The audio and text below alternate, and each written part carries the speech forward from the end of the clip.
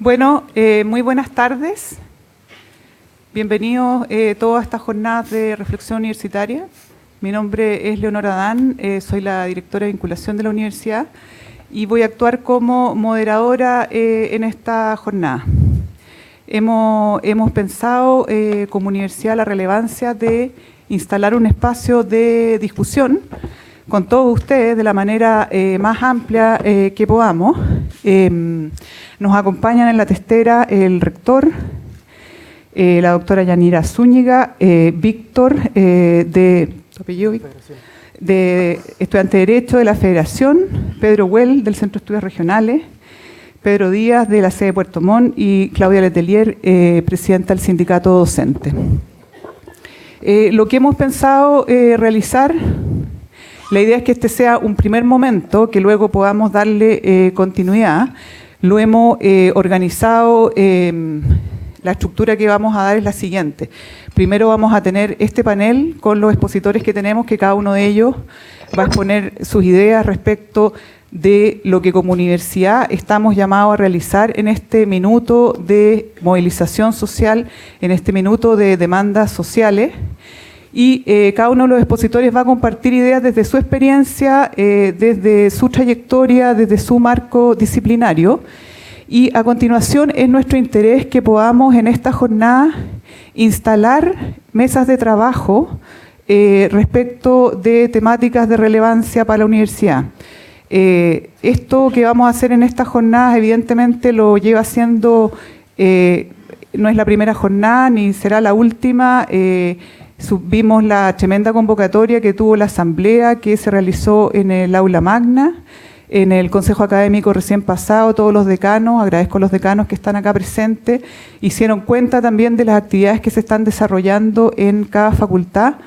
Y la idea es que podamos finalmente generar una propuesta, un documento que aúne nuestra visión como universidad de qué es lo que debemos hacer en este minuto, qué es lo que podemos mejorar en nuestra práctica.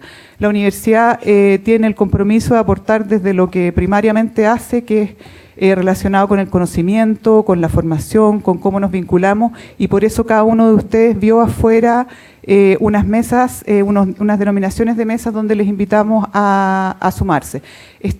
Ha sido todo bien emergente, hay mucha gente que me decía, no supe, recién vi la información, así que en el fondo les quiero decir que van a haber otros espacios, indudablemente no lo vamos a agotar.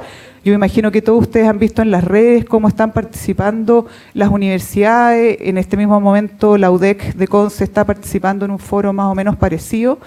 ¿Y para qué generamos este espacio? También queríamos compartir eso de partida. En primer lugar, queremos generar luego de unas 2 o 3 jornadas un documento. Pensamos que hay temáticas que las demandas sociales que están instaladas y que hemos visto en la amplia movilización social durante todos estos días son de larga data, muchas de esas muy diagnosticadas hace mucho tiempo, con un anclaje estructural en un modelo económico-social chileno que va a costar remecer. Vamos a conocer las experiencias, justamente para eso este panel, para conocer experiencias y pensar en aquello. Y la idea es que podamos generar un documento que luego también lo comparta.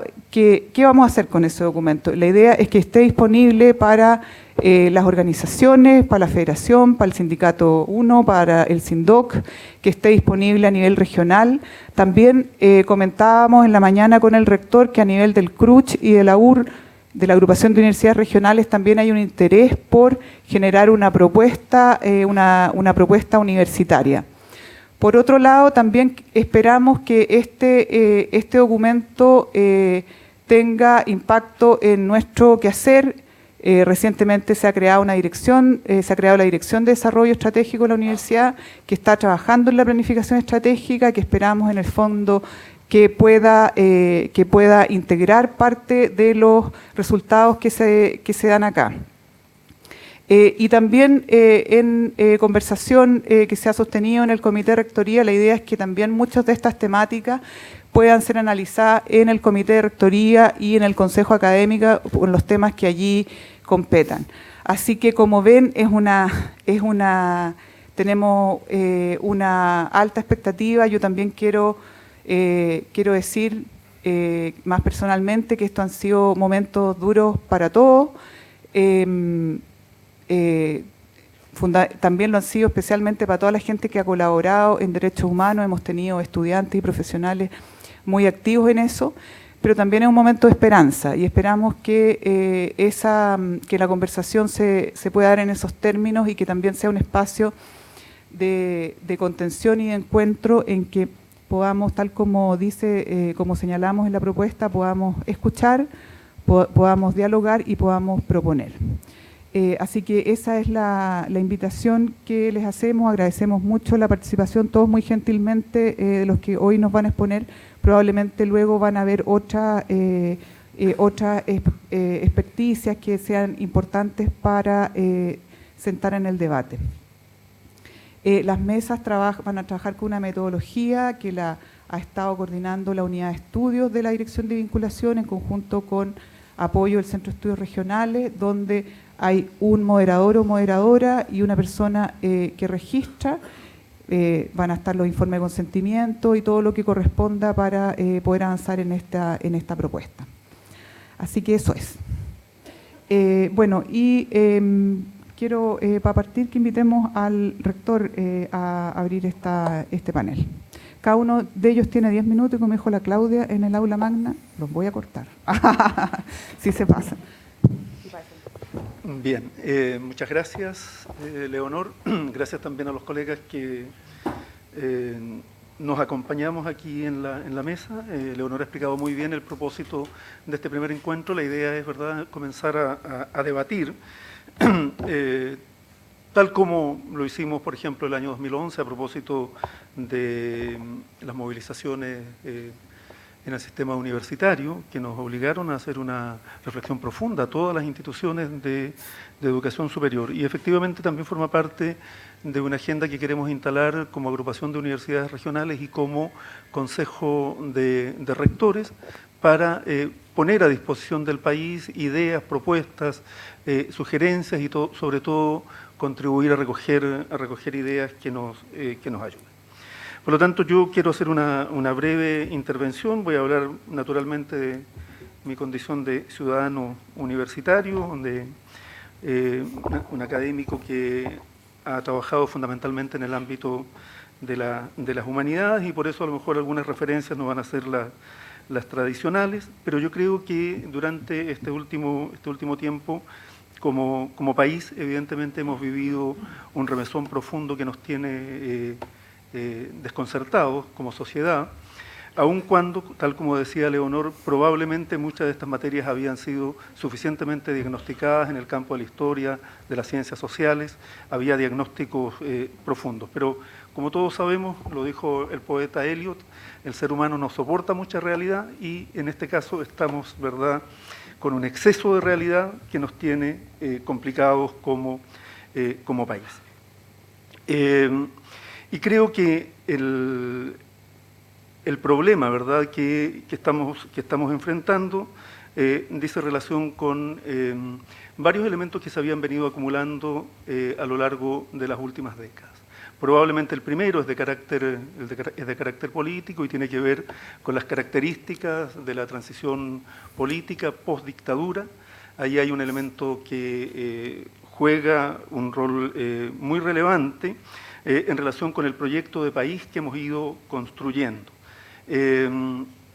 Porque sabemos que la transición con posterioridad al plebiscito dejó una serie de antecedentes que nos llevan a pensar que un porcentaje muy importante de la población se sintió excluida de ese hito. Y se construyó un modelo, ¿verdad?, con escasos niveles de participación ciudadana que hasta el día de hoy nos afectan. Hay un poeta que a mí me parece que es el poeta que mejor ha leído este escenario, se llama José Ángel Cuevas, no es un poeta muy conocido. José Ángel Cuevas hace un trabajo muy interesante respecto de lo que le ocurre a Chile. Toda su obra gira en una reflexión en torno a lo que ha sido, ¿verdad?, desde los años 60 hasta hoy día la instalación de un país que fue profundamente afectado por el trauma del golpe de Estado de 1973. Y él parte con la idea de que este es un país que se construye, ¿verdad?, después del trauma, que significa, él dice, una ocupación militar indefinida. Y cuando hay una ocupación militar indefinida, entonces los países, ¿verdad?, sufren profundas transformaciones que luego imposibilitan la reconstrucción armónica de las identidades que se han fracturado. Y hay un texto que creo representa bien el cambio estructural que se ha producido en la imagen que tenemos como país, y lo quiero citar, y va a ser el último poema que voy a citar. Hay un poema que se llama La destrucción de ferrocarriles del Estado, planta y materiales. La destrucción de ferrocarriles del Estado, planta y materiales. Voy a leer la parte final del poema porque creo que tiene que ver con aquello. Él dice: ¿por qué destruyeron ferrocarriles del Estado si la electricidad nacional los alimentaba y corrían por sus líneas 20 vagones llenos como unas estrellas en la noche? ¿Por qué se detuvo la circulación de los ramales Perquén, Comaule, Constitución y Villarrica? El tren Iquique, el tren minero durante 6 días y 6 noches por la gran noche del desierto poblado de fantasmas. No tuvieron presupuesto. Los rieles del sur están altamente dañados y no los reparan. Esos míseros vagones del llamado expreso cubiertos de moho, asientos rotos, baños sucios, roña, carroña, aúllan los rieles y saltan entre Temuco y Puerto Montt. Perquén, Coantilhue, sus ríos, sus cerros de trigo y árboles. Era Chile el que pasaba por sus ventanas abiertas y ya no pasa. Esa idea, ¿verdad?, de que hay un concepto que utiliza un intelectual, Benedict Anderson, que es el concepto de comunidad imaginada. Esta idea, él sostiene, ¿verdad?, que una nación, que un país es una comunidad construida socialmente, es decir, imaginada por las personas que se perciben a sí mismas como partes de ese grupo.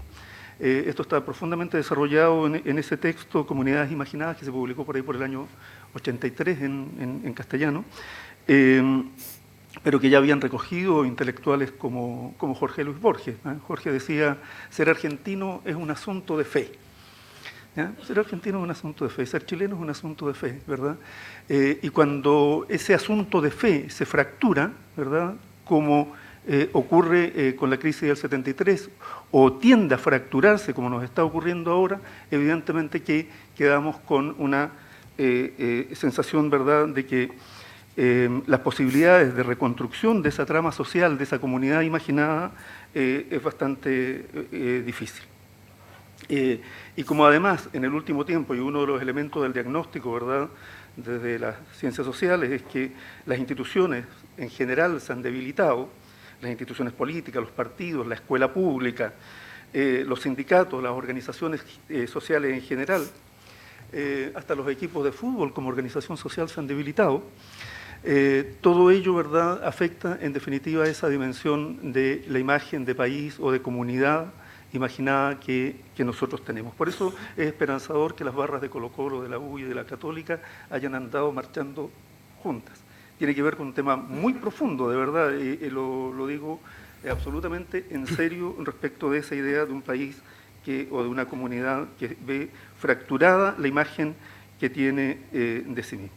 Y por esa razón no es extraño, ¿verdad?, que hoy día una de las demandas fundamentales que aparece de las más diversas maneras en las movilizaciones sociales sea la demanda de un nuevo pacto social, o sea, de una nueva constitución, de una nueva manera de organizar la vida ciudadana, porque lo que sentimos todos, ¿verdad?, es que el Estado que se ha construido a partir de la Constitución del 80, ¿verdad?, ese concepto de Estado subsidiario ha hecho crisis y se necesita, ¿verdad?, otro modelo de Estado, no me corresponde a mí probablemente decirlo, pero Estados que apunten, ¿verdad?, a una sociedad de derechos pareciera ser la manera como la ciudadanía quiere expresar ese tema. El segundo elemento que brevemente me gustaría mencionar es que en el país han surgido, ¿verdad?, un conjunto de nuevas identidades que nos está costando procesar. ¿Ya? Todos sabemos, ¿verdad?, lo que significa, y durante estas movilizaciones las banderas chilenas competían, ¿verdad?, y a veces en minoría con las banderas del pueblo mapuche, y probablemente no todos los que llevaban esas banderas eran de comunidades mapuches.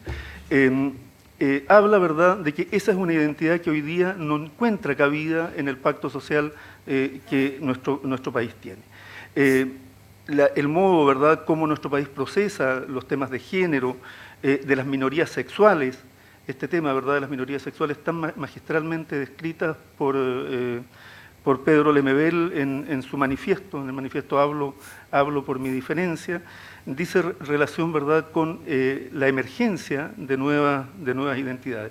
Pero también dentro de esa emergencia de nuevas identidades, los jóvenes, la juventud, que ha generado todo un espacio de reflexión en el campo de la sociología, también es un ámbito que hay que mirar con algún cuidado especial. Desde la Revolución Pingüina hasta el día de hoy, todos sabemos que la juventud es un nuevo protagonista o un protagonista distinto a como lo ha sido antes, que está impulsando y provocando cambios sociales. Sin embargo, es una juventud sin derechos políticos, o los derechos políticos se los entregamos bastante tardíamente, a diferencia de otros países, y ello también genera, ¿verdad?, problemas para canalizar adecuadamente las problemáticas. Y está, ¿verdad?, el rol que juega también un actor en el que ha insistido durante mucho tiempo Gabriel Salazar, ¿verdad?, quien lo ha conceptualizado de distintas maneras, como bajo pueblo, pueblo mestizo, en fin, son los conceptos que él ha utilizado en distintas instancias para referirse a las grandes masas, ¿verdad?, históricamente excluidas de la decisión política, o que no han podido constituirse como sujeto histórico, para utilizar una expresión de una colega nuestra, de María Angélica Illanes, no han logrado constituirse como sujeto histórico y que cada cierto tiempo reaparecen en contextos precisamente de conflicto social y aparecen de una manera absolutamente explosiva, sin que la sociedad pueda digerir adecuadamente esa presencia. Uno de los temas en los que hoy día hay consenso, ¿verdad?, dice relación con las desigualdades. En una columna yo destacaba el aporte que hizo el PNUD en 2017, cuando publicó aquel texto, ¿verdad?, que se conoce que se titula Desiguales, para referirse al caso chileno, señalando que las desigualdades no solamente tenían que ver con la desigualdad económica, sino con las desigualdades en el trabajo, en la educación, en la distribución de oportunidades, en los ingresos, en la seguridad social, en la influencia política. Podríamos agregar otras desigualdades, como las desigualdades territoriales, pero ese eje, ¿verdad?, que hoy día aparece tal vez como una de las principales demandas, y en el diagnóstico habitualmente creo que todos tenemos en primer lugar ese elemento como eje o causa, ¿verdad?, de este conflicto social, tiene también que ver con el modo como se ha construido y, termino en un minuto, cómo se ha construido esta identidad o esta imagen de país del que hablábamos al principio. Por lo tanto, tenemos, ¿verdad?, para el futuro un tremendo desafío de trabajo, y como universidad creo que tenemos la obligación, la responsabilidad de generar espacios de debate, de diálogo y de propuesta que puedan servir también a la ciudadanía, que nos puedan servir a nosotros mismos para mejorar internamente también nuestros procesos. Muchas gracias, Leonor.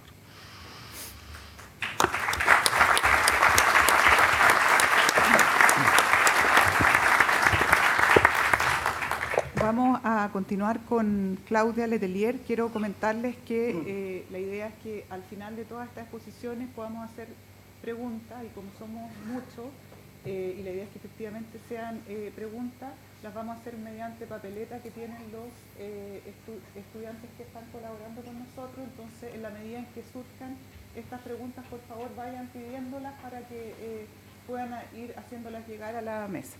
Claudia, por favor. Muchas gracias, Leonor. Señor rector, panelistas,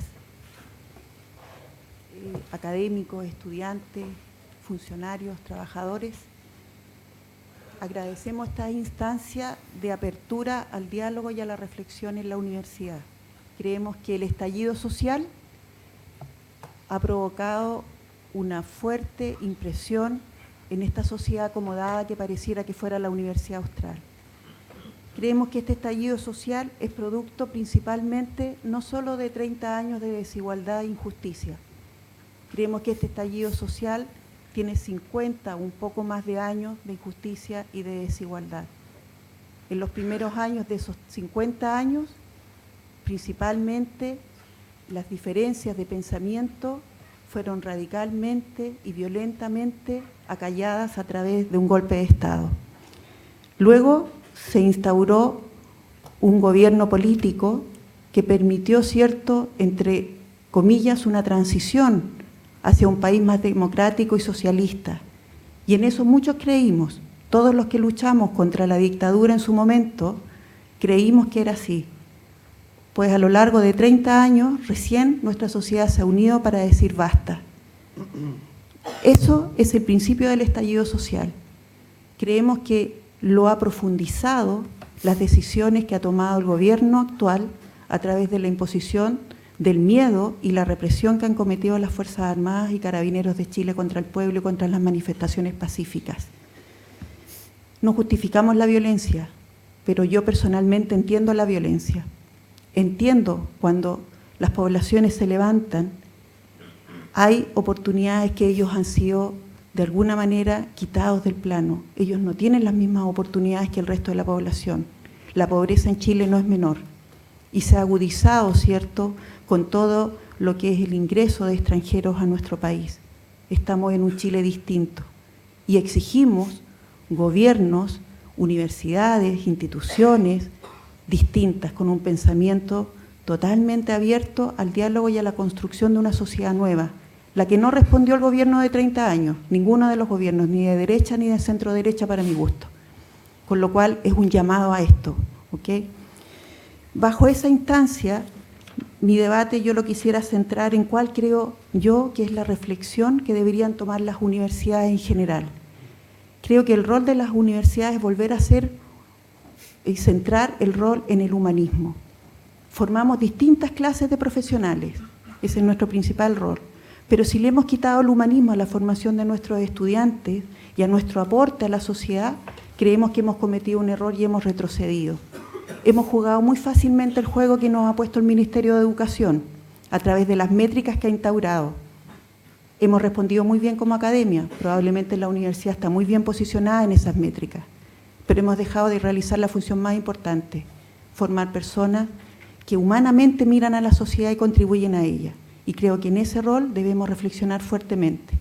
Creo que hay que centrarse en que la universidad forma ciudadanos. Primero que nada, ese es nuestro primer y principal rol. Después genera conocimiento para que las sociedades crezcan. Y luego las universidades deben devolver a la sociedad, a través de la transferencia, de la vinculación, a la sociedad el conocimiento que hemos logrado. Con lo cual en ese ordenamiento pareciera que la universidad se ha dedicado principalmente solo a generar conocimiento a través de las métricas que nos han impuesto a los académicos. Y creo que ya es tiempo de volver un poco hacia atrás y equilibrar hacia dónde tenemos que ir el cuerpo académico de la Universidad Austral de Chile. Tenemos una gran oportunidad de reflexionar y de dimensionar cuál va a ser el aporte de nosotros frente a esta nueva sociedad que nos exige, nos emplaza a pensar distinto, desde lo humano, desde la construcción de una sociedad socialdemócrata, pienso yo, que es lo que nos está pidiendo el Chile en general. Solo eso, muchas gracias.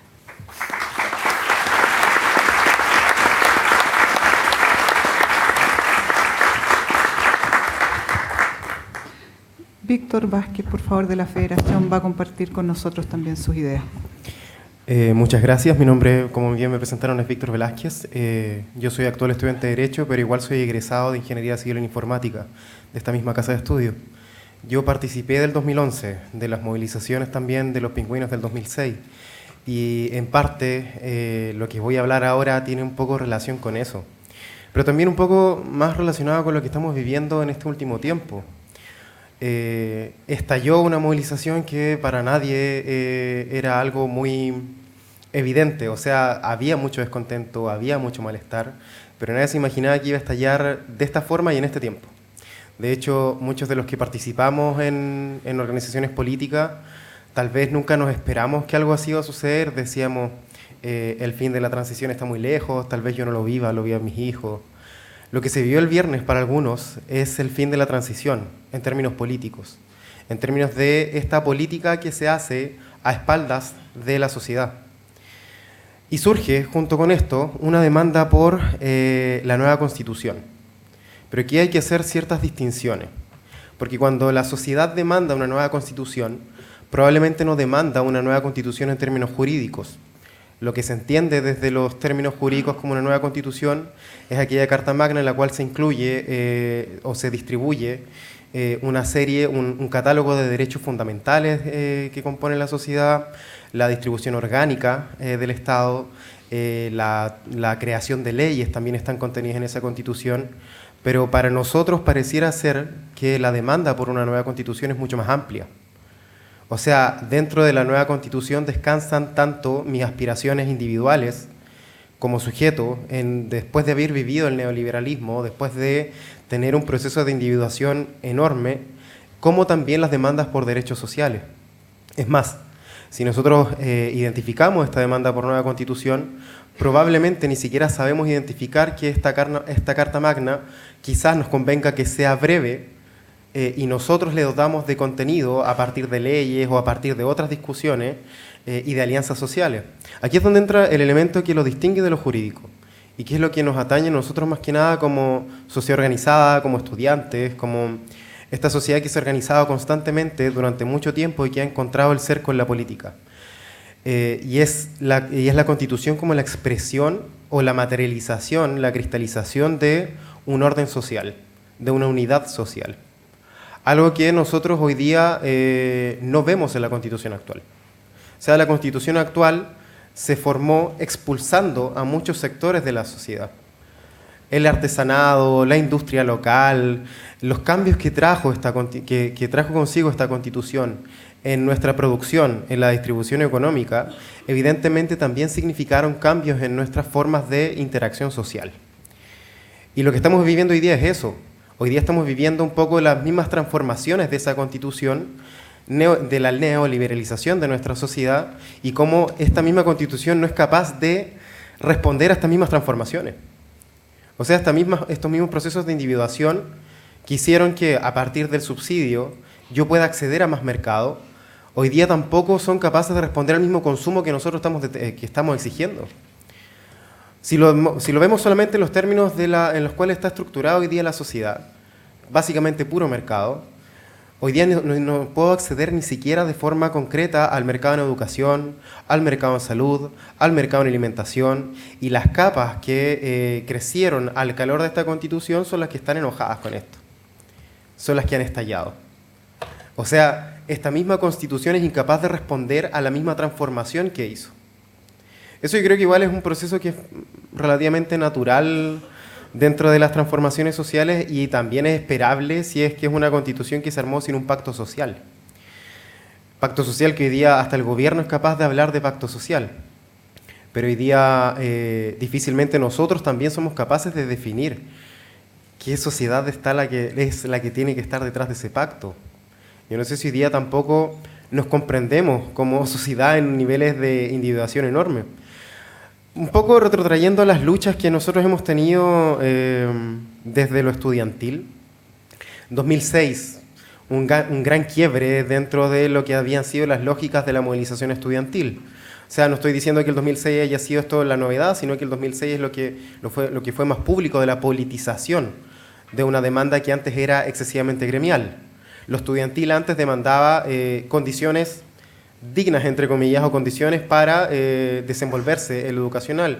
El tema del pase escolar, el tema de acceder a más créditos, etc. Pero el 2006 los pingüinos politizan un poco esta cuestión, demandando el fin de la LOCE, ya estábamos hablando del fin de la LOCE, y y otra serie de cuestiones que iban relacionadas también con la participación estudiantil dentro de las decisiones en los cuerpos colegiados o en la misma educación. Ahí también se originó un poco la eliminación del TFL2, que era el que impedía que los estudiantes puedan participar en las decisiones políticas o las decisiones orgánicas de las mismas universidades. Esto el 2011 se mantuvo, el 2011 todavía seguíamos peleando porque eso se haga más concreto, el fin del TFL2. Pero el 2011 viene también otro punto de inflexión en esta movilización. El 2011 lo que se demanda es propiamente tal una lucha antineoliberal. El 2011 se demanda educación gratuita universal, pública, de calidad, cuestiones que son enormes. O sea, demandar gratuidad universal en ese tiempo, nosotros tampoco identificábamos si era muy compatible con la Constitución actual. Hoy día, de hecho, la Constitución actual te podría permitir una gratuidad universal a partir del subsidio, a partir de las becas, que es un poco lo que trató de hacer Bachelet, ¿no? En el programa de Bachelet lo que se proponía era ir avanzando progresivamente hacia una gratuidad universal. Pero lo que significó esto es seguir inyectando más fondos públicos a bolsillos privados. Y de hecho un poco es el problema que hoy día nosotros sostenemos. El que gran parte de la plata pública se vaya a bolsillos privados genera también un problema económico a nivel macro. O sea, se está distribuyendo gran parte de nuestros fondos, de nuestra plata, a solamente bolsillos privados que tampoco reinvierten en educación. Es un poco el problema que hoy día tenemos. Tenemos un crecimiento enorme, Chile tiene altas tasas de ingreso, pero la desigualdad también es enorme. Se puede ver también eso, o puede que sea una reacción natural al neoliberalismo y al subsidio. O sea, si constantemente estoy creciendo, pero ese crecimiento lo estoy metiendo en un puñado de empresarios, evidentemente hay desigualdad. Entonces tenemos una desigualdad estructural. La forma en la cual nosotros podemos ver la educación y cómo esta educación tampoco aporte a la desigualdad, creo que eso es importante. Cómo la salud tampoco tiene que aportar a esta desigualdad también es importante. O sea, si lo vemos incluso en términos de distribución económica, el seguir con el modelo subsidiario también es nocivo. El seguir con el modelo subsidiario significa que los fondos públicos se van a ir necesariamente a arcas privadas, a un puñado empresario, lo vuelvo a repetir, y vamos a seguir aumentando nuestras desigualdades. Lo que nosotros tenemos que pensar hoy día, y sobre todo ante demandas como nueva constitución, es algo que igual es grave. Porque como decía al principio, la demanda por nueva constitución puede ser un cascarón vacío, puede ser donde entran un montón de demandas, puede ser que sea incluso producto de la despolitización en Chile. O sea, en Chile los chilenos no hacemos política. La política queda relegada a 4 años, los políticos lo que hacen es revisar un par de encuestas y a partir de eso identifican qué es lo que nosotros pensamos, qué es lo que nosotros queremos. Eso ha sido la dinámica de la política de la concertación, de la transición durante mucho tiempo. Así es como nos han respondido al movimiento estudiantil, así es como le han respondido a los movimientos sociales. Cada cierto año hay elecciones, en elecciones se les presenta una batería de propuestas que nosotros votamos y después se negocia con los empresarios. Un poco esta desafección con la política es porque la política hoy día no es una herramienta de nosotros. Yo aquí discrepo un poco con lo que decía el rector al principio. Yo creo que la política en Chile hoy día es fuerte, igual que el Estado. El Estado también es muy fuerte, está muy presente en la economía. El problema es que no está presente para nosotros. La política es fuerte porque es una política como herramienta de los empresarios. Un poco se vio de esto en las críticas que se hacían en los años anteriores a cómo los empresarios financiaban las campañas de los políticos. Y nosotros hablamos de esto en el abstracto de la corrupción. Pero en realidad lo que está detrás de eso no es solamente corrupción, sino que es una alianza política que responde a ciertos sectores. También nosotros vemos cómo nosotros, en realidad, cuando tratamos de hacer política, lo tenemos tan instalado en la despolitización, que cuando se nos presenta la oportunidad de hacer política, igual la rechazamos. Aquí esto va un poco a lo que fue la invitación hace poco del gobierno a participar dentro de un diálogo, y la mayoría de la política extramuro, o la política que era por fuera de la concertación, se negó a ir. Y se negó a ir básicamente por el miedo al que dirán, o porque no podíamos estar negociando, porque esa es la forma en la cual la transición nos enseñó que era la política, negociando en 4 paredes cuando estaban matando al pueblo. Yo creo que aquí también hay que hacer un análisis concreto de la situación concreta. Nosotros como sociedad no podemos poner las condiciones en las cuales se hace política. porque no estamos ahí, no somos parte de la alianza dominante, pero tenemos que hacer política, tampoco tenemos que renunciar a eso. Y en ese sentido es donde es sumamente importante que nosotros como sociedad que nos hemos organizado durante años en distintas movilizaciones antineoliberales, que hoy día sumamos esa responsabilidad política y que hoy día tratemos de hacer política, que hoy día le digamos al gobierno de turno, cuáles son nuestras demandas y qué es lo que le hemos dicho durante tanto tiempo. De hecho, el tema de la educación, nosotros se lo hemos dicho, hemos presentado como con fecha incluso hasta proyectos, indicaciones a los proyectos de ley que fueron desechados por completo, incluso por la nueva mayoría. Hay que recordar esa cuestión porque hoy día pareciera que es solamente el gobierno de Piñera el responsable de esto. Pero acá es la concertación también la que ha sido responsable bastante de la situación en la que estamos hoy día, en la que estalló. Entonces, nosotros como sociedad organizada tenemos que saber proponer estas cuestiones. Y cuando hablemos de nueva constitución, tenemos que hablar de qué alianza social es la que se tiene que proyectar a esa constitución. Más que los elementos formales, más que los elementos orgánicos, yo creo que lo que nos toca hoy día y la responsabilidad histórica que nos toca hoy día es construir esa alianza social. Somos estudiantes organizados, no solamente estudiantes organizados, hay profesionales organizados. Eso es sumamente importante.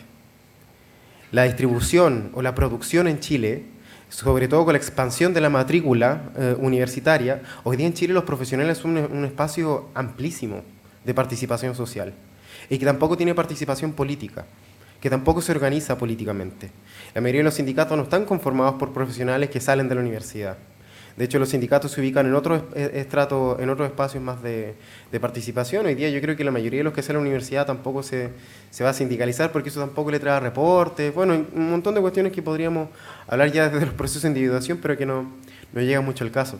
Yo creo que lo importante acá es identificar cómo hoy día los profesionales nos vamos a hacer parte de esta alianza social y cómo hacemos que, en conjunto con los sectores populares que también fueron abandonados, ahora no tan abandonados, los sectores populares también tenían un papel dentro de la dinámica de la concertación, de la transición, que hoy día se rompió. Las juntas de vecinos eran muy operativas a la transición, en términos de entregarles ciertas formas, entregarles ciertos recursos y cuestiones por el estilo. Pero hoy día eso se quebró. Entonces, tenemos que ser responsables con esa alianza. Tenemos que proyectar una alianza social. Yo creo que esa es la responsabilidad hoy día. Bien en abstracto, con esto voy a terminar.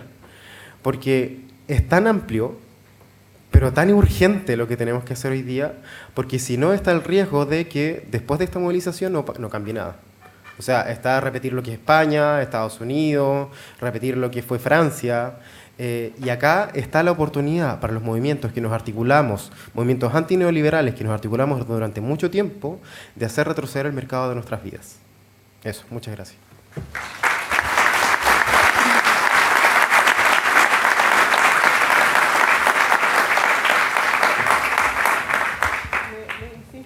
Le insisto con las preguntas, por si quieren ir tomando notas ya. Y le voy a pedir, Víctor, que le compartas el micrófono a Pedro Huel, que va a continuar en esta mesa. A continuación le voy a pedir luego a Yanira y finalmente a Pedro Díaz. Buenas tardes a todas y a todos. Agradezco mucho la invitación a esta discusión. ¿Cuál es el rol que una universidad con vocación pública como la que estamos hoy día acá puede y debe tener frente al ciclo o al estallido social en el que estamos viviendo? Bueno, la respuesta a esa pregunta depende de qué es lo que creemos que está en juego hoy día en Chile. Es distinto si lo que creemos que está en juego en las movilizaciones sociales es un par de demandas reivindicativas específicas, o si creemos que lo que está en juego es una crisis del pacto social que demanda reformas institucionales y políticas de largo plazo. Es muy distinto el rol de la universidad en un escenario y en otro. Por eso es que para poder responder a esta pregunta específica que quiero abordar, es que quisiera primero, de manera por supuesto muy sumaria y tentativa, porque los eventos están en marcha y lo que está en juego se está revelando día a día, quisiera intentar definir o precisar un poco qué es lo que yo creo que está en juego hoy día acá. Y creo que están en juego dos cosas. La primera, y de la cual se ha hablado mucho en estos días y probablemente es de lo que más se habla y aquello de lo que más aparece en las propias movilizaciones, es una demanda de cambio en las condiciones concretas de vida de las familias. Mejores sueldos, mejor previsión, mejor salud, mejor vivienda, transporte, etc. Pero en esa demanda no se trata solo de obtener subsidios y beneficios, lo que se demanda también es que cambie la manera en que esos bienes han sido tratados hasta ahora, como decía recién el compañero. Es decir, que cambie la lógica que trata a esos bienes necesarios para la vida cotidiana como bienes privatizados que hay que obtener de manera individual en el mercado. Un mercado, por lo demás, en el que no rige, como nos hacen creer, el esfuerzo ni el mérito, sino la concentración y la desigualdad. Es también en este primer plano lo que está en juego un malestar frente a las élites de todo tipo, especialmente las políticas, por su incapacidad para representar política e institucionalmente estas demandas. Pero también es un distanciamiento y deslegitimación de las instituciones por la incapacidad que han mostrado para resolver en el plano práctico estas demandas. Y de esta manera la demanda por mejores condiciones de vida concreta en la vida concreta de las familias es asociada a un malestar social que sabemos de larga data y a una denuncia de las desigualdades y exige, por lo tanto, reformas a nivel del sistema, no solo político e institucional, sino en parte también económico. Pero también hay un segundo nivel en juego, me parece a mí, en las movilizaciones sociales. Y es la reivindicación de que en Chile hay un cambio cultural en marcha que ya no puede ser negado. Es la demanda de reconocimiento a un nuevo tipo de relaciones sociales, de trato entre las personas, de nuevas formas de pensar la convivencia y la política, de ejercer el poder y asumir las diferencias. Es una reivindicación del valor de la igualdad y de perderle miedo a los conflictos, del valor de la individualidad y de nuevas formas de solidaridad y de cooperación. Este segundo nivel, que llamaría de la reivindicación cultural o la reivindicación del cambio cultural, es menos preciso y más difuso todavía que el primer nivel. Y se expresa mucho más en las formas, como todos nosotros hemos sido testigos, mucho más en las formas y en la estética de las movilizaciones y no solo en el discurso.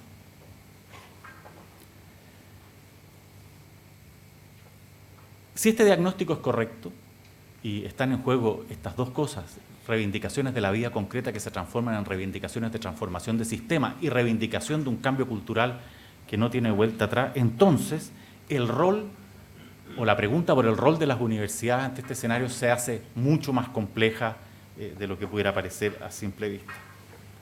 Porque no solo se trata de demandas y fenómenos que están allá afuera en la sociedad y la cual nosotros tendríamos que contribuir a ver cómo ayudamos a que esas cosas se procesen mejor, sino porque se trata también de demandas de tipo cultural que afectan y están hechas hacia adentro de la universidad. Es decir, no solo es en la relación universidad-entorno, sino de la propia relación, la relación de la universidad consigo misma. Esto significa que las universidades chilenas en este momento, me parece, tienen mucho que hacer y contribuir actuando hacia afuera, pero también actuando hacia adentro de sí mismas. Dicho esto, veamos cuáles pueden ser estas exigencias, tanto en la relación hacia afuera como en la relación hacia adentro. Y por supuesto que no pretendo ser exhaustivo, solo poner algunos ejemplos, y por lo demás, esta es precisamente la materia en la cual nosotros queremos hacer una discusión hacia adelante. Las actuales demandas por reformas, tanto en el plano institucional como de algunos aspectos concretos de leyes que afectan a la vida cotidiana, están todavía, como podemos más verlo que oírlo en las manifestaciones, están en un nivel todavía muy difuso y embrionario. Ellas todavía tienen que ser debatidas, procesadas, transformadas en institucionalidad y ejecutadas como políticas públicas. O sea, todavía hay un camino muy largo de procesamiento para hacer que esta oportunidad y este debate social que estamos viendo se transformen efectivamente en mecanismos sociales pactados que permitan soluciones y acciones de tipo distinto. El gran riesgo que corremos frente a este proceso largo, que inevitablemente va a ser largo, o sea, aquí no hay un salto entre movilización y transformación, Hay una cosa entre medio que se llama la vieja y necesaria política democrática.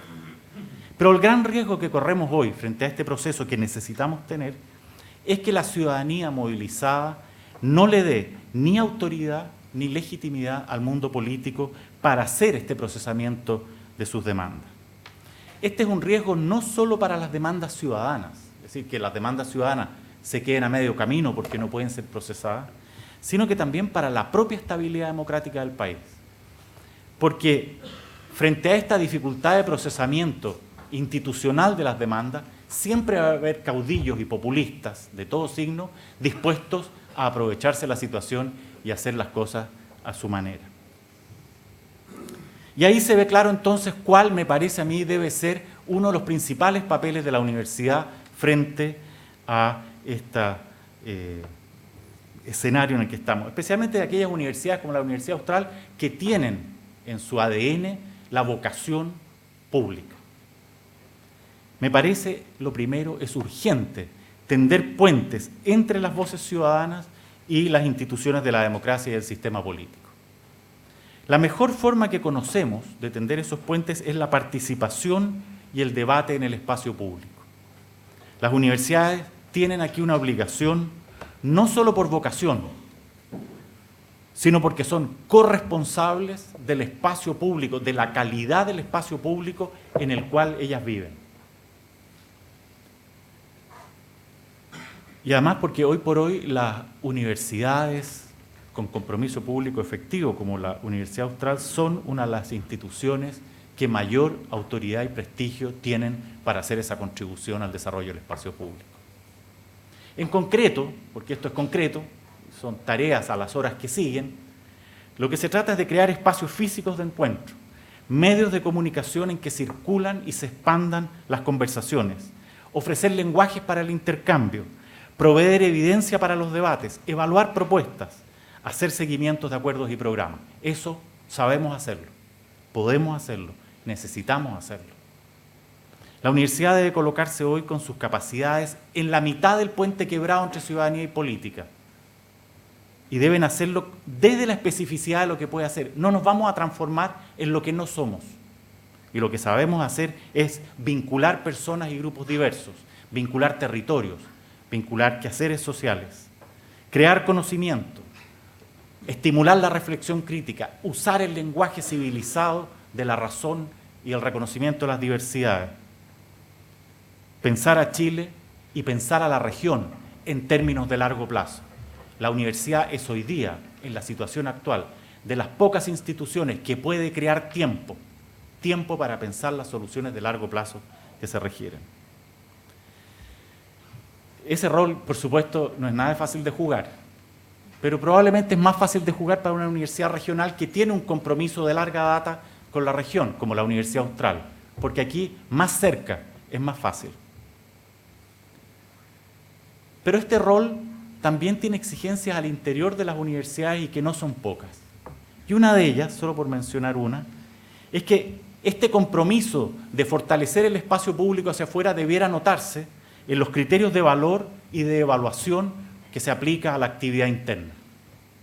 Si la corresponsabilidad con el espacio público es un rol clave, ¿cómo se estimula y apoya la vocación de los académicos y funcionarios para actuar en el medio?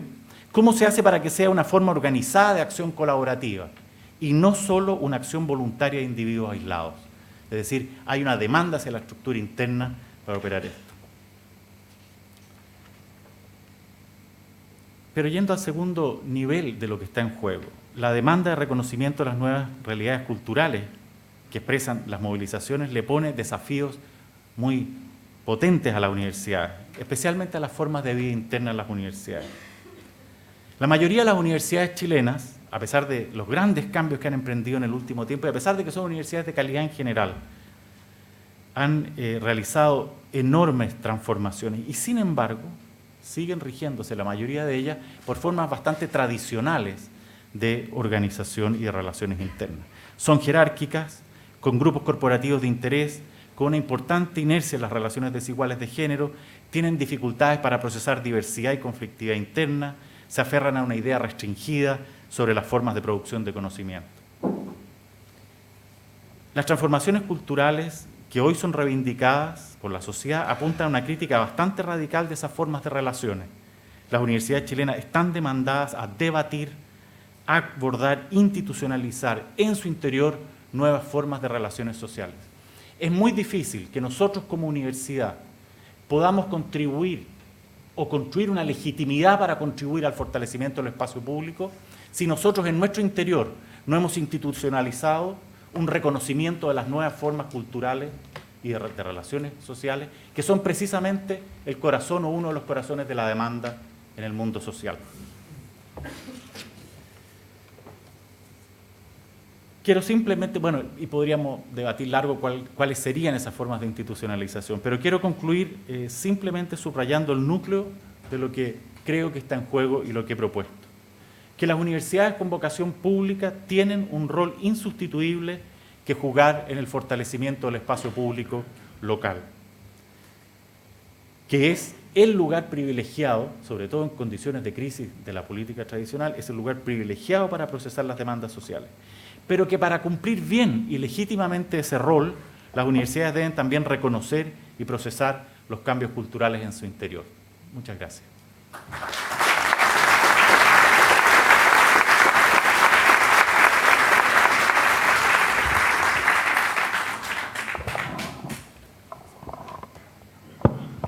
Yanira, por favor. Muchas gracias. Muchas gracias por la invitación. Yo voy a hablar aquí en mi calidad de académica.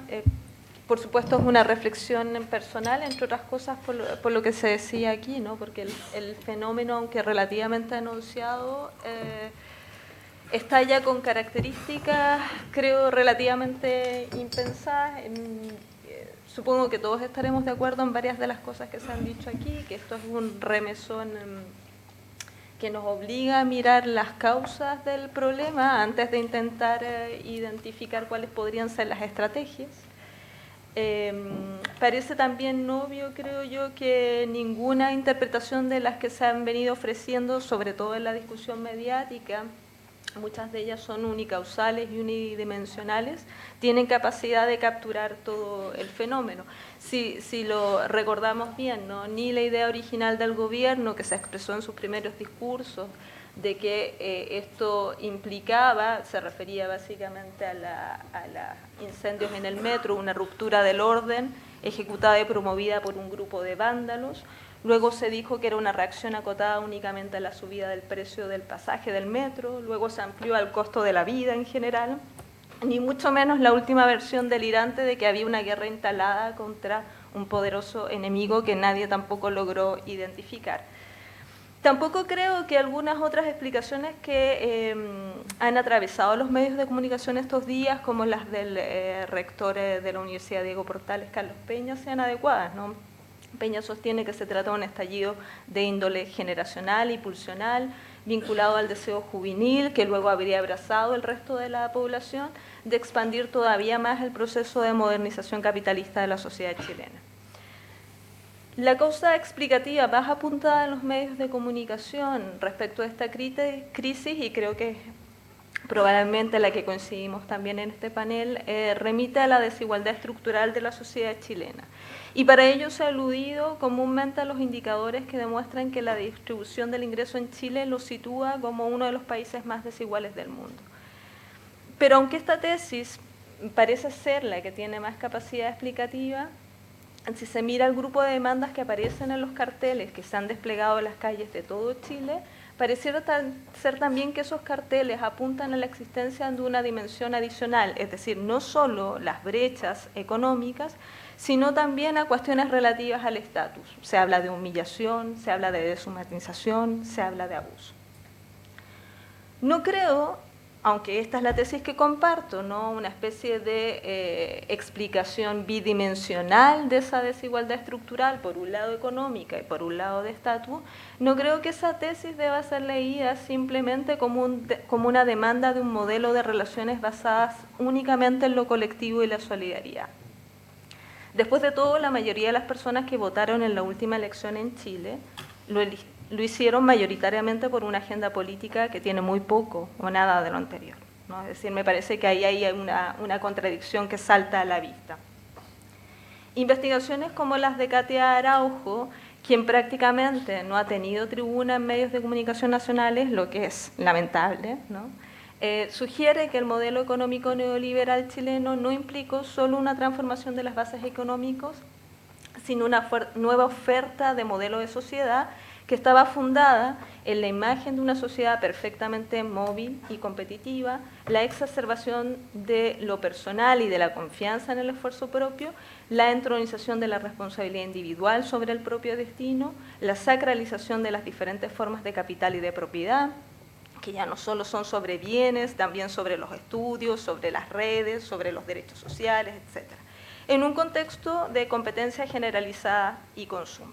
Esta nueva oferta ha tenido también un efecto cultural sobre la sociedad chilena. Por ejemplo, les cuento un dato que puede no ser muy conocido, pero buena parte de los litigios que han permitido la expansión de demandas de derechos sociales ante los tribunales, son bastante evidentes en estos días, derecho a la salud, etcétera, se han hecho a través de la lógica de la propietarización, es decir, muchos de los litigantes dicen yo tengo derecho de propiedad sobre mi educación, sobre mi salud, sobre mi puesto, sobre mi trabajo, ¿no? Eso demuestra cómo la idea de la propiedad genera una especie de centro de gravitación alrededor del cual orbitan incluso los derechos sociales. Entonces me parece que esto implica que se debe poner atención también a esos efectos culturales y que podríamos decir también que dadas las condiciones de esas movilizaciones es posible, y en esto también cito a Araujo, dar por buena la idea de que hay una construcción de la sociedad chilena que hasta cierta medida es híbrida. Es decir, por un lado hay una pulsión de igualación, hay una pulsión de salida de ese modelo de crítica, de corrección, de esperanza de corrección de ese modelo neoliberal, pero por otro lado hay un reconocimiento, esto también aparece en la investigación de Katia Araujo, que es eminentemente cualitativa, hay un reconocimiento de que ese modelo ha servido también para el mejoramiento de las condiciones materiales de vida de sectores extensos de la población. Y entonces esa tensión entre transformar, corregir o derrumbar el modelo atraviesa no solo las demandas que hemos visto recientemente, sino otras demandas que se han planteado en movilizaciones previas. Además de la demanda de igualdad, hay otras cuestiones relevantes de naturaleza político-institucional en juego que aquí ya se han mencionado. Podríamos decir entonces, para resumir, que esas otras cuestiones expresan un deseo de democratización. Y esto pone de relieve, como también se ha dicho aquí, la gran contribución del sistema político-institucional a la producción de este estado de cosas. Aunque es cierto que buena parte de las limitaciones de este sistema político derivan de algunos cerrojos constitucionales que ha sido difícil desmontar, es a eso a lo que Fernando Atria llama la constitución tramposa.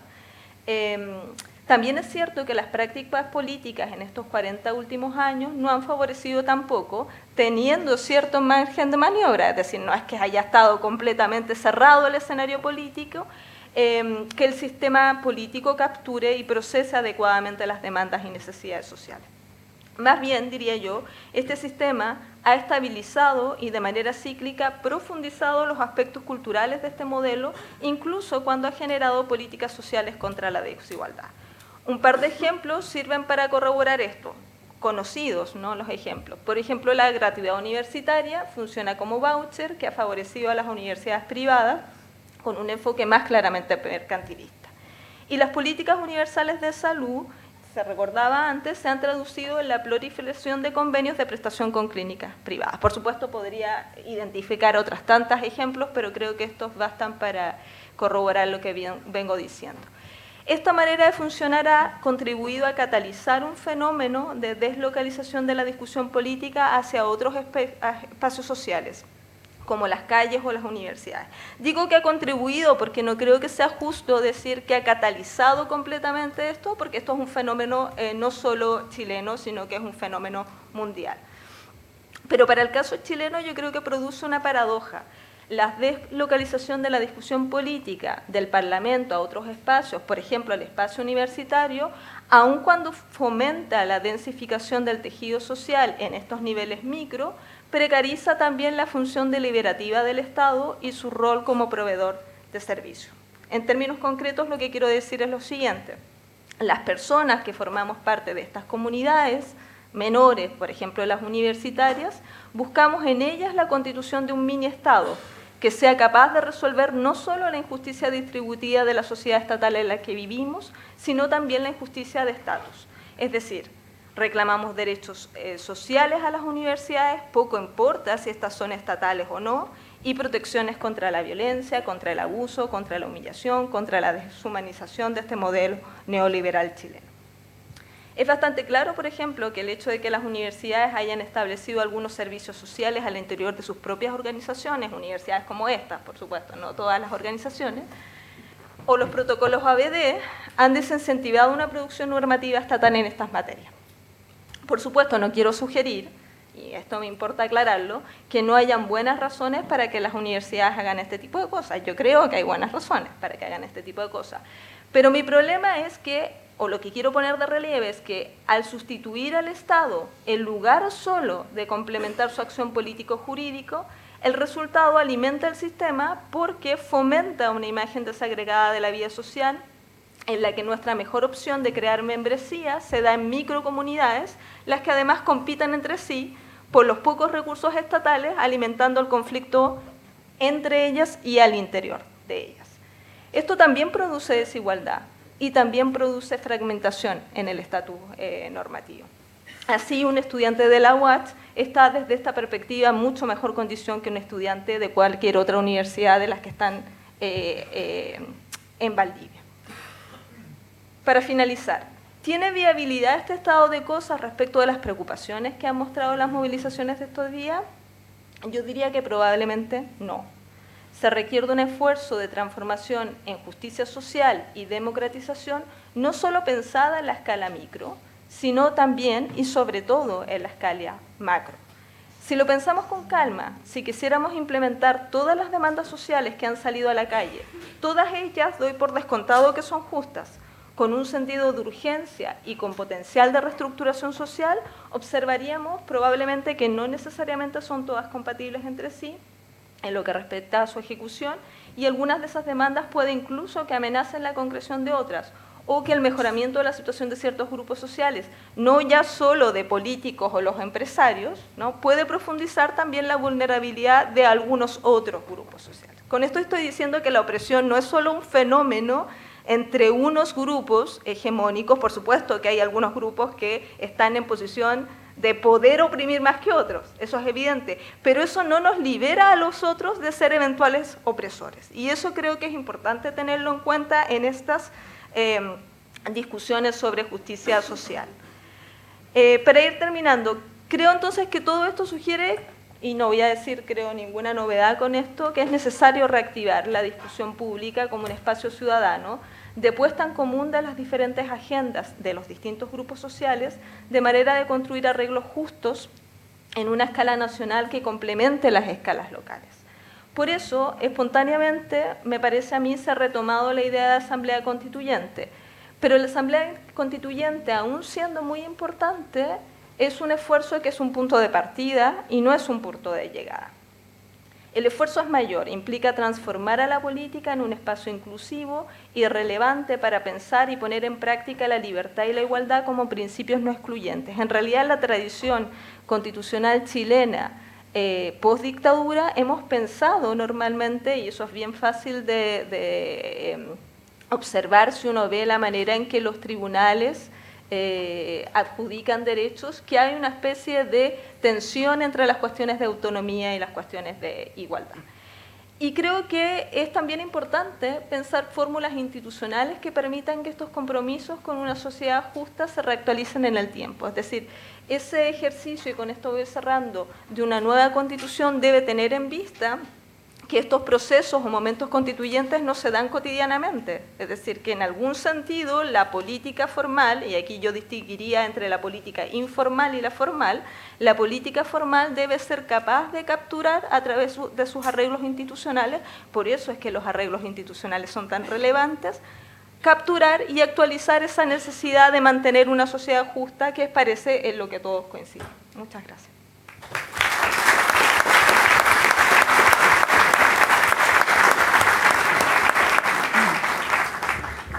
Vamos a darle la palabra a Pedro Díaz Polanco, de Puerto Montt. Quiero agradecer la presencia de Pedro acá y comentar que estamos pensando también cómo hacer estas jornadas y ampliarla tanto a Coyhaique y a Puerto Montt.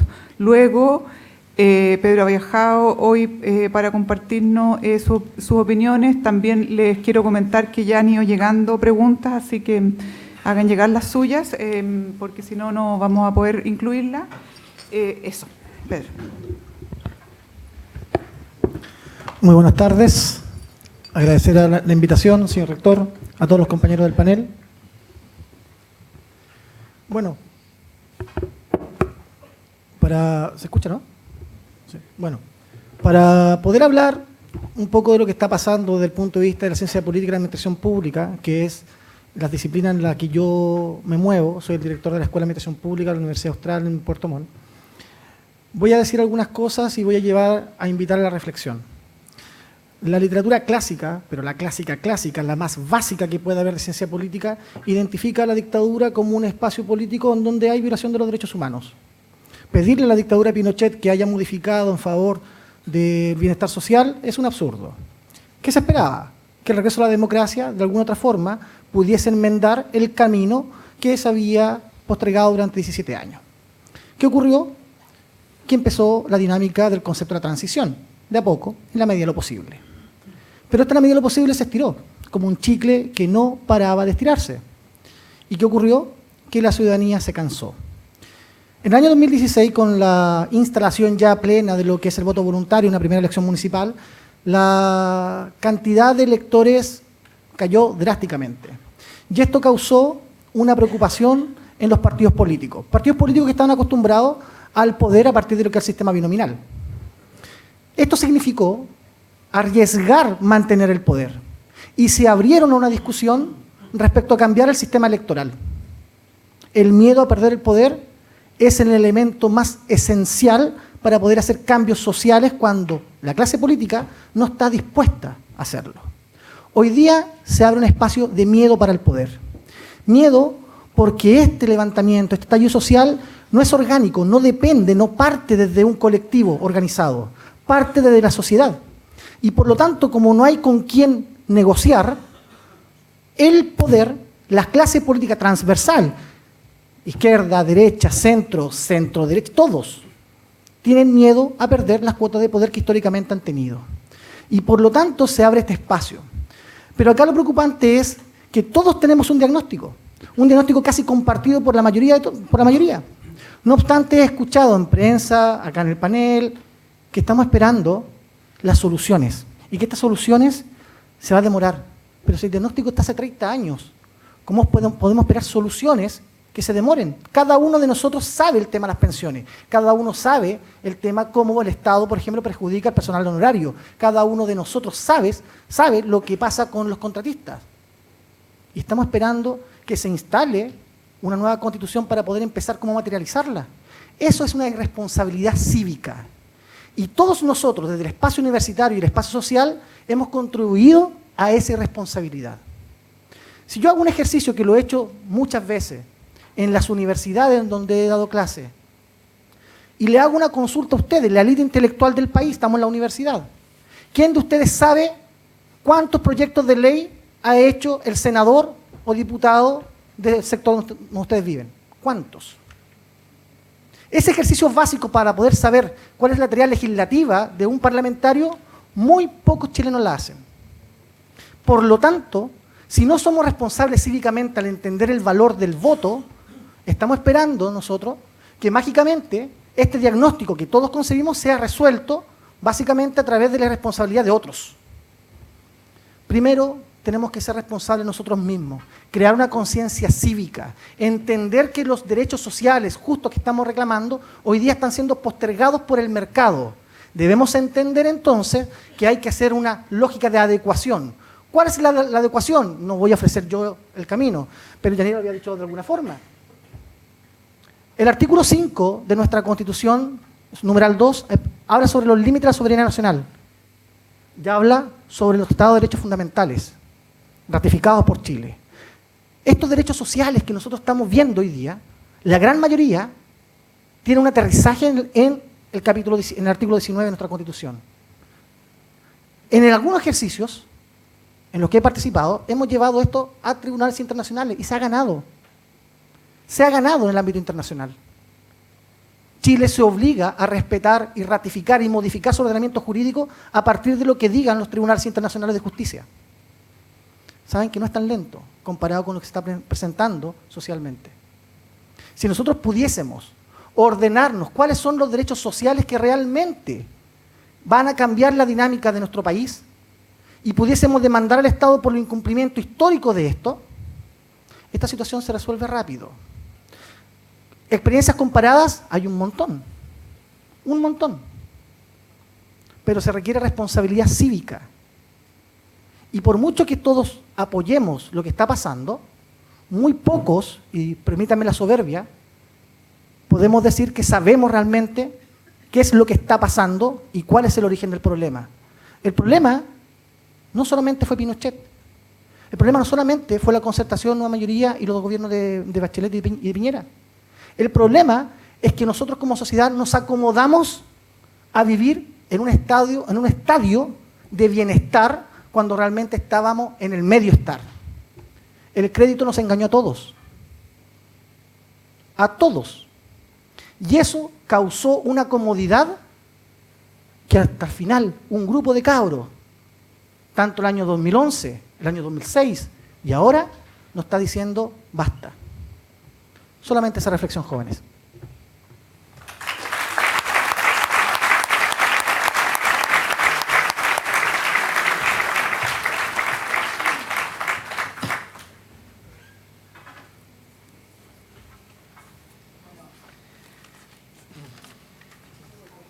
Ahí sí. Bueno, muchas gracias a todos los expositores.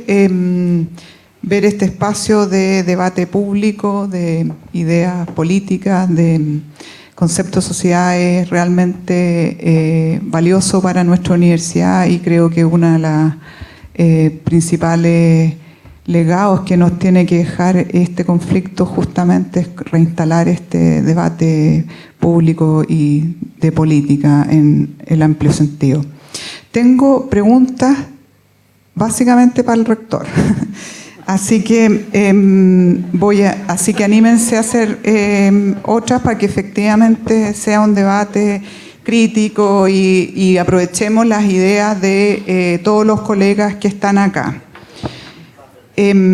A ver, una de ellas dice el contexto de la crisis actual, que no solo existe en Chile, sino que más bien es un colapso global del sistema en el que estamos, requiere de nuevas formas de solucionar y abordar los problemas complejos, temas como la transdisciplina. ¿De qué forma la universidad, tanto interna o externamente, la promoverá?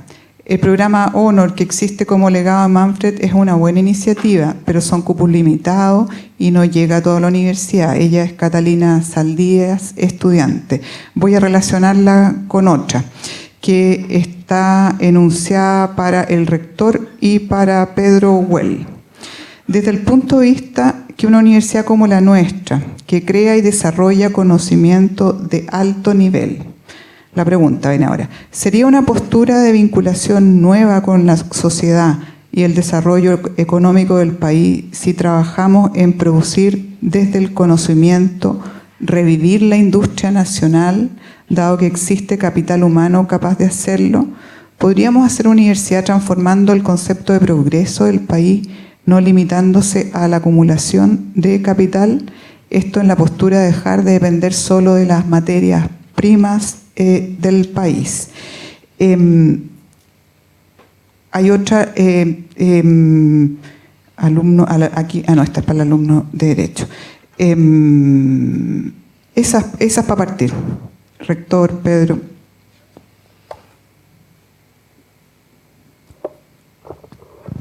Dijimos que íbamos a trabajar cooperativamente, así que vamos a... Lo sé. Sugiero en verdad que quien quiera aportar a la discusión pueda hacerlo. Yo creo que el tema de la formación transdisciplinaria, lo que plantea Catalina, es uno de los desafíos y problemas que tiene el sistema de educación superior hoy día. En general somos bastante amigos de recurrir a conceptos como transdisciplina, interdisciplina y otros, pero yo creo que en general ha habido un cierto retroceso en el sistema de educación superior chileno. ¿Y por qué digo eso? Hace 20 o 30 años atrás, a poco de reiniciada la democracia, probablemente los grandes proyectos institucionales que se estaban forjando a nivel universitario decían relación con la formación integral y la formación transdisciplinaria.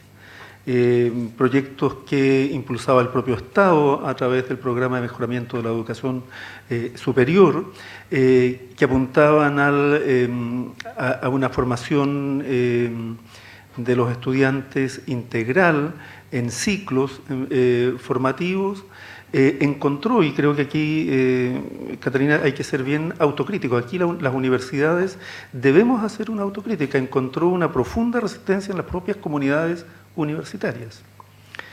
Yo debo comentarle que a mí me correspondió impulsar un proceso de formación interdisciplinaria con movilizaciones de los estudiantes para evitar esas transformaciones. Entonces no es que exista un gran consenso respecto de no sé dónde está Catalina, me gustaría que... Está en el otro auditorio. Sí. Hola Catalina, en el otro auditorio. La próxima la vamos a tener que hacer en el aula magna. Entonces, no es que exista, un gran consenso institucional, y en general uno se encuentra con mecanismos de resistencia bastante importantes. Si ustedes miran hoy día, por ejemplo, qué ocurre desde el punto de vista de la formación transdisciplinaria en los currículos de las universidades chilenas, y se van a encontrar con bastante decepción, ¿ya? Las comunidades universitarias tendemos a fortalecer por medio de diversos instrumentos y mecanismos la formación disciplinar. ¿Ya? Y hacemos todo lo posible por un conjunto de razones que tienen que ver desde la protección del trabajo, ¿ya? de la comunidad académica, hasta la idea que los estudiantes tienen del perfil profesional de su carrera. Hacemos todos los esfuerzos por evitar que esa formación se permee. Yo creo que esta es una de las debilidades, esta es una materia que hemos discutido fuertemente con el director de estudios de pregrado. Hace poco hicimos un informe respecto de qué ocurría con la formación general y transdisciplinaria en la universidad, y la verdad es que la situación de nuestra propia universidad no es distinta a del resto de las universidades que podemos caracterizar como universidades que han resistido los procesos de cambio. Por lo tanto, aquí hay un desafío y un esfuerzo, y lo primero es estar disponibles, colegas, los directores de escuela, los decanos, y entender que la formación general, integral, de carácter transdisciplinar, es necesaria para la formación de las personas. Sugiero que la segunda materia la aborde Pedro, ¿ya? Porque de lo contrario yo me voy a tomar demasiado la agenda, ¿ya? La que tiene que ver con los sistemas de producción y la posibilidad de revitalizar la industria nacional. Si es una materia que la universidad puede contribuir respecto del proceso social actual, el promover industrialización es algo que podemos conversar. Pero lo que sí está claro, me parece a mí, es que el tipo de reformas que vengan a propósito de hacerse cargo de las demandas sociales ineludibles no solo va a ser de tipo político-institucional, sino tiene que afectar también al modelo económico de desarrollo. Y esa es una tarea no solo urgente en relación al movimiento social actual, sino que al proceso de descentralización que vamos a poner en marcha con las elecciones de gobernadores en poco tiempo más. Porque una de las condiciones para fortalecer el poder de las regiones tiene que ver con crear estrategias regionales de desarrollo. Y por lo tanto, tanto por la razón actual como por lo que se nos viene encima, el tema del modelo de desarrollo, es decir, discutido participativamente, es clave y especialmente en el espacio regional. Y cualquiera sea la situación, la universidad está llamada a contribuir a una formulación eficaz y novedosa y adecuada del Plan Regional de Desarrollo. Es decir, el tema del desarrollo económico es clave. Ahora, ¿va a ser industrialización o no? Difícil saberlo si es el nombre adecuado, pero por lo menos hay algunas cosas que sabemos ya que necesitamos poner en discusión. Lo primero es una economía no extractivista. Sabemos cuáles son las consecuencias de una economía extractivista, no solo respecto a la propia sustentabilidad del crecimiento, sino que además respecto de los fenómenos del empleo y la inversión. Una economía que esté centrada en innovación, en conocimiento y en empleo decente. Una economía que esté centrada en una relación sustentable con el medio ambiente. Una economía que genere mayor simetría en capacidades de negociación entre el capital y el trabajo. A lo mejor no es siempre y en todos los lugares industrialización en el sentido clásico, sino que otra cosa. Pero lo clave sí, es que aquí también está puesto en juego y está, por lo tanto, en nuestra discusión, cuál es el tipo de modelo de desarrollo que se adecúa al nuevo pacto social que queremos construir. Otra línea de preguntas que la pregunta Virginia Rodríguez, Malena, un decano, y va para todo el panel, o a quien quiera tomarla, dice así uno: si seguimos el diagnóstico del sociólogo Pedro Well, que señaló que la universidad no solo debe ofrecer una respuesta a la sociedad, a la crisis, sino también a su comunidad interna. ¿Cómo creen ustedes que la universidad debe abordar temáticas respecto de la triestamentalidad, de la participación, de la revisión de los estatutos? ¿Alguien quiere tomar la...? Sí, pero me gustaría primero escuchar, no sé, Claudia, por ejemplo. Sí, por eso... parte del debate, sí. luego retomo yo, de Sí. lo contrario... Sí. Sí, estaba para todos en el panel. No sé, Claudia. A ver, yo creo que existen demandas al interior de la comunidad, las hemos ido de alguna manera socializando, ¿cierto? No están tan claras o tan aceptadas por todos los estamentos. Yo creo que más claro tienen las necesidades el estamento estudiantil y el estamento de funcionarios, más que el estamento académico, porque el académico se ha centrado en volverse hacia adentro, ¿no? Hacia una individualización de su quehacer. Pero bajo esa mirada, la triestamentalidad es un antecedente y una oportunidad que nos permite, ¿cierto?, colaborar en este nuevo desafío que nos pide. O sea, si seguimos los tres estamentos separados en esa mirada de construir una nueva sociedad o colaborar o participar, ¿cierto?, de este desarrollo, creo que tiene que ser con una mirada triestamental. Tiene que ser con una construcción distinta. La universidad no puede seguirse centrando en bases decisivas que pasan solamente por muy pocas personas, cada vez más desequilibrado el sistema. Necesitamos democratizar los espacios al interior de la universidad. Eso yo creo que es una primera instancia que va a permitir abrir y dar muestras como comunidad universitaria que estamos al nivel de las demandas sociales. La universidad tiene una oportunidad de revisar, ¿cierto? No a lo mejor todos los estatutos que rigen nuestra universidad, pero sí los que tienen que ver con la democratización, yo creo que son urgentes y necesarios, y todos los pedimos. Janine, quizás querer comentar algo del... ¿No? Sí, yo creo que aquí hay un debate muy importante que surge a propósito de la discusión que se dio con la nueva ley de educación superior. Ahí hay un espacio de reflexión nuevo. Las propias universidades del Estado van a tener que hacer en el próximo tiempo adecuaciones de sus estatutos. El 90% de ellas funciona con estatutos que provienen de la dictadura. Nuestra universidad es una de las instituciones que logró renovar sus estatutos el año 2005, después de un debate amplio, y obviamente hay allí algunos mecanismos que necesitamos revisar y tienen que ver con la participación de la comunidad universitaria en un sentido amplio. Los estatutos dejan bastante, los actuales estatutos dejan bastantes espacios para la participación. El punto es cómo generamos instancias para que ello suceda. Probablemente el estamento que tiene menos posibilidades formales de participación es el estamento de los funcionarios no académicos. No tienen representación salvo en el Consejo Superior Universitario y no lo tienen, ¿verdad?, en los demás órganos. Sin embargo, podrían tenerlo perfectamente a nivel de facultades u otros órganos que dejan abierta la posibilidad de que ello ocurra si es que hubiese voluntad política y decisión para aquello. Por lo tanto, creo que ahí hay una discusión muy interesante que nuestra universidad tiene que abordar, pero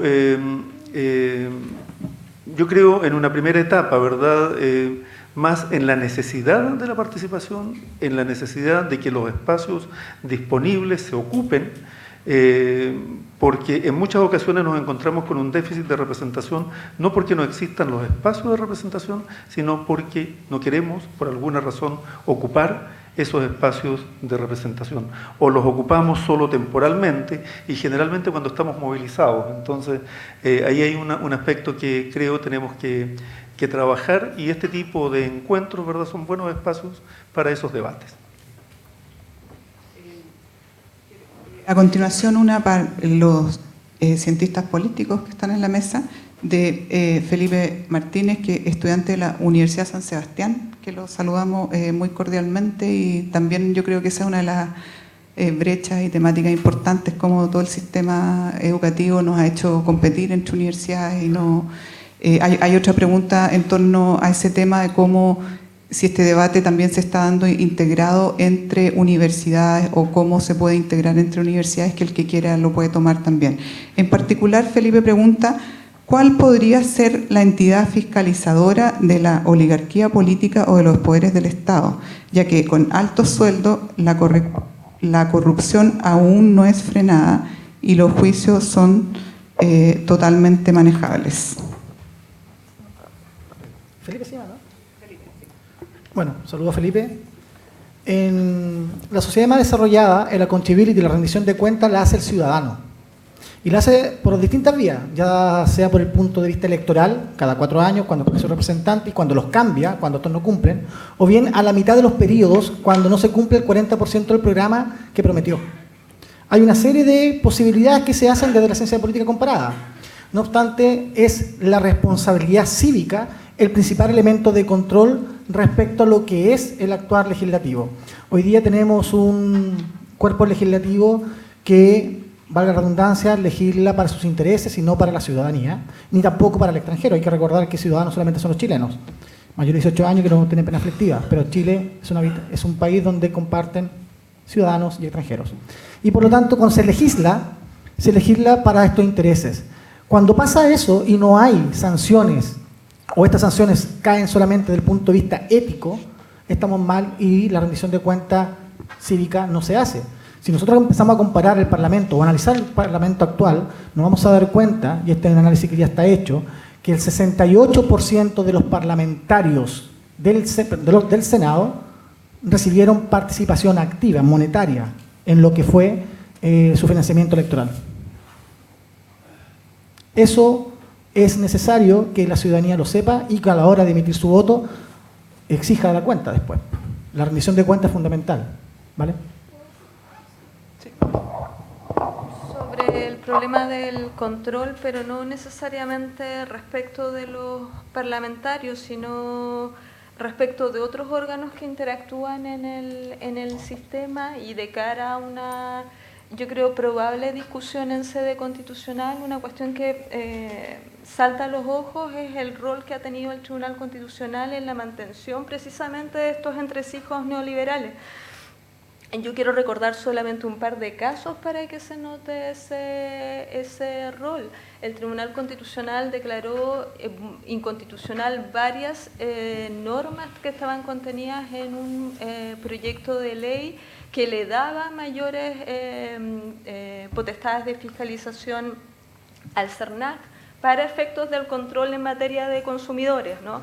Por supuesto, uno puede interpretar eso como una mantención de los privilegios precisamente en clave neoliberal.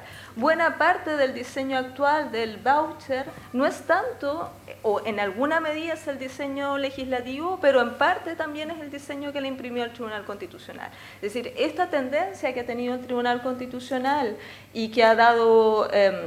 antes de que se produjeran las movilizaciones, estalló como una crisis política entre el Tribunal Constitucional y la Corte Suprema, nos da también luces de que los sistemas de controles son muy importantes y el establecimiento de superórganos, como es el caso del Tribunal Constitucional, no le hace bien a la democracia, ¿no? Y entonces la necesidad de establecer un sistema, esto es una frase que utilizan mucho también los cientistas políticos de check and balance, ¿no? De contrapesos, es algo necesario también en una nueva institucionalidad.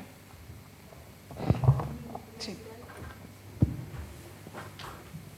Yo creo que a mí me gustaría mirar el control de poder dentro de la Universidad Austral y dentro de la universidad en general. Creo que la mantención de esos privilegios que se han venido constatando al interior de la universidad, principalmente cuando esos grupos de poder, sobre todo desde la Facultad de Ciencias, trata de manejar, ¿cierto?, cómo se hace universidad en la Universidad Austral, creo que es necesario también debatir un poco con sinceridad esos procesos. Y otro es como otros grupos de poder, que no son solamente las facultades poderosas, sino que pueden ser los grupos de masones, por ejemplo, deciden quiénes son los rectores o los directores de las distintas instancias de la universidad. Creo que también es necesario transparentar todos estos procesos. Creo que necesitamos votar en libertad cuando los académicos votamos. Pero también hago un llamado serio e importante a que tenemos que ejercer ese derecho cívico que no ejercemos, que no participamos. Y cuando no participamos, legitimamos estos modelos.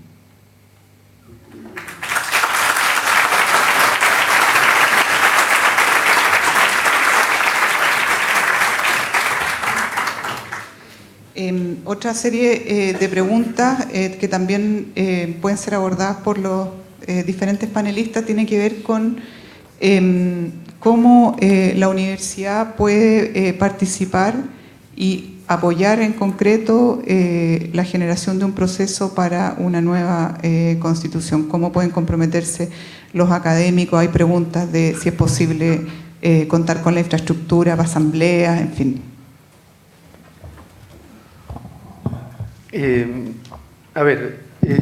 Yo creo que precisamente este tipo de instancias son las instancias que buscan generar espacios para que estos debates se puedan producir. Sobre el tema constitucional, la universidad ha tenido diversas instancias de discusión, diálogo, participación de expertos. La Facultad de Ciencias Jurídicas y Sociales ha hecho bastantes actividades, la Facultad de Humanidades, en fin. Y por un lado, obvio, la universidad es una universidad abierta, por lo tanto, los espacios de la comunidad universitaria están abiertos a la ciudadanía y cuando se quiera realizar alguna jornada en nuestra institución, por supuesto que sí. Y al mismo tiempo las capacidades académicas, hemos dicho, ponerlas a disposición de los debates que la ciudadanía está realizando en la medida en que la ciudadanía también considere que necesite de nuestro aporte. Aquí hay que tener una relación absolutamente horizontal respecto de esta materia. Por lo tanto, toda la disposición para contribuir en discusiones de fondo que importan al país.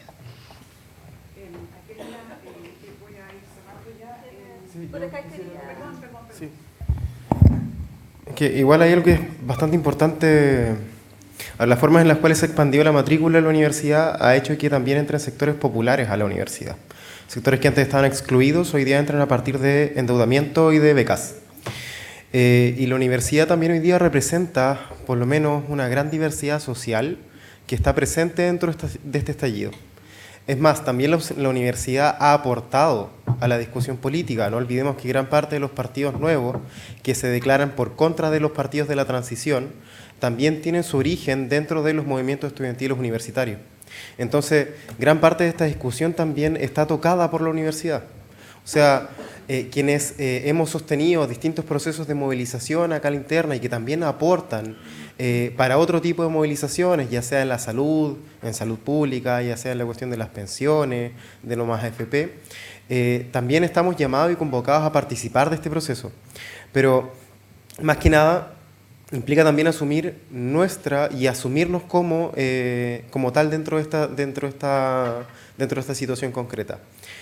No es que los estudiantes universitarios hoy día seamos gente alejada de la realidad que viven las mayorías. Sí, es cierto que muchos no entran a la universidad, pero también es cierto que dentro de la universidad habemos gran parte de la representación de la sociedad chilena. Entonces, más que nada, esto significa también que la universidad pueda brindar los espacios para que esta representatividad se pueda expresar también en el proceso constituyente. Y nosotros sabemos que este es un proceso que va a durar harto tiempo. Entonces, también lo que se le solicita a la universidad es que pueda prestar esos espacios y asumir también la responsabilidad histórica de que va a tener que ser por largo tiempo el que los estudiantes universitarios nos metamos en esta discusión. Y que también, el tema de abrir la universidad yo creo que es algo que se juega bastante también desde el desconocimiento de reconocernos parte de esa apertura. Lo explico. Todavía dentro de las sesiones de las reuniones con el Consejo Superior Estudiantil, con los estudiantes, todavía previve esta idea de que en la universidad vemos una élite. Probablemente haya una élite dentro de los que participan políticamente, pero cuando yo estudié en Miraflores no era así. Yo estudiaba con muchos cabros de población. Lo mismo acá acá en Texas, en otras carreras también en la estratificación es súper amplia. Entonces no es que en la universidad haya una élite. En la universidad hoy día se expandió la matrícula y hoy día en la universidad convivimos quienes podemos también presentar esta diversidad hacia la discusión de la Constitución, de la nueva Constitución, y la formación de esta alianza social que tiene que ser vista como tal. Eso. Voy a cerrar con una última pregunta que ilustra un poco la diversidad de preocupaciones para Claudia y Pedro Huel, viene, de profesor Pablo Donoso. Dice, y que tiene que ver en el fondo ya con nuestros compromisos de vinculación territorial. Dice, la UACH en su misión adscribe a un modelo de desarrollo sustentable.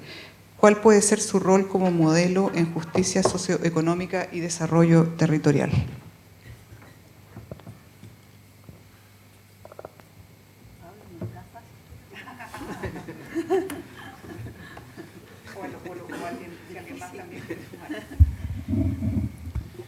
Bueno, para decirlo en corto, algo que una manera de responder algo a lo cual no tengo respuesta es, yo no sé si la universidad deba tener un modelo de desarrollo sustentable. Lo que sí creo es que la universidad tiene que ser el espacio en el cual se elabore un modelo de desarrollo regional sustentable y que la universidad tiene un conjunto de herramientas y espacios específicos a su quehacer con el cual puede contribuir a eso. Eso.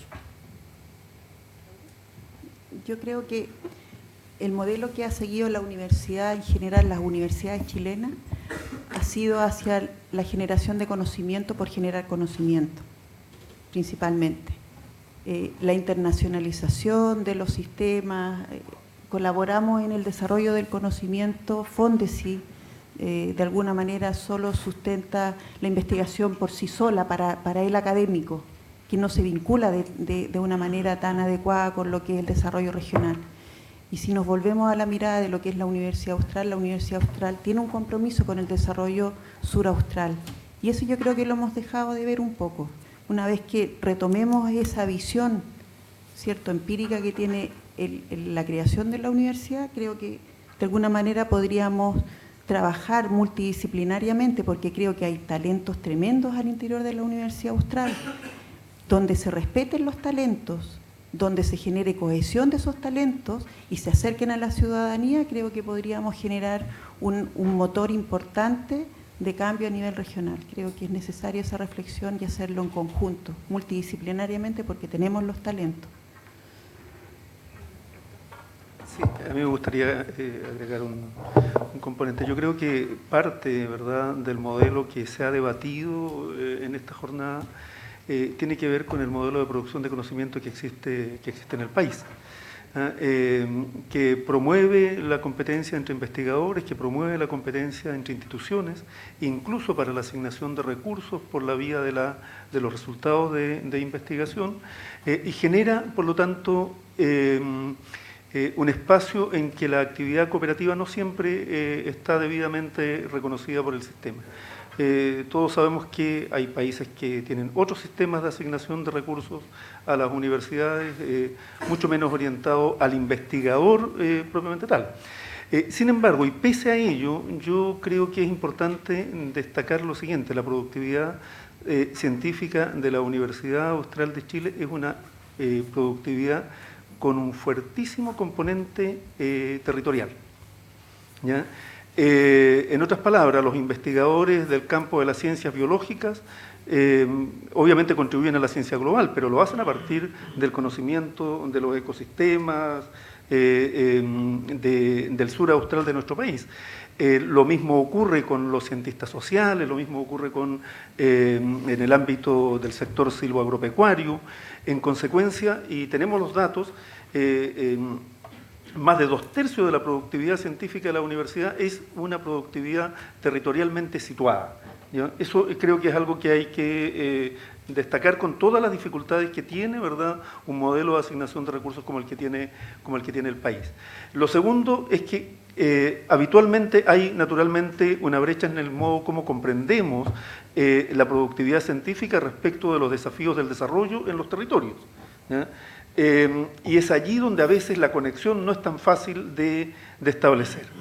Y pensamos, ¿verdad?, a veces que las universidades tienen que ser algo así como promotoras del desarrollo del pequeño empresario, pero al mismo tiempo de los más diversos sectores, para no seguirlos señalando, y obviamente en todos los espacios las universidades contribuyen. Las universidades regionales en Chile son, en verdad, instituciones que contribuyen al desarrollo territorial, con un sistema incluso de científico nacional que no favorece esa relación, que no favorece esa articulación.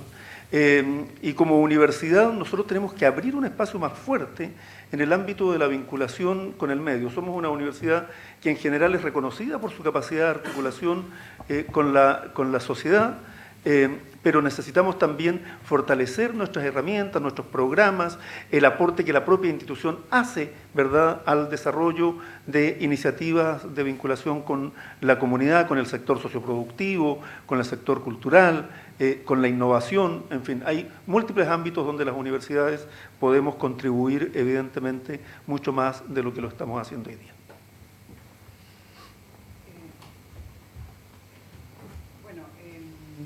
Muchas gracias a todos los panelistas.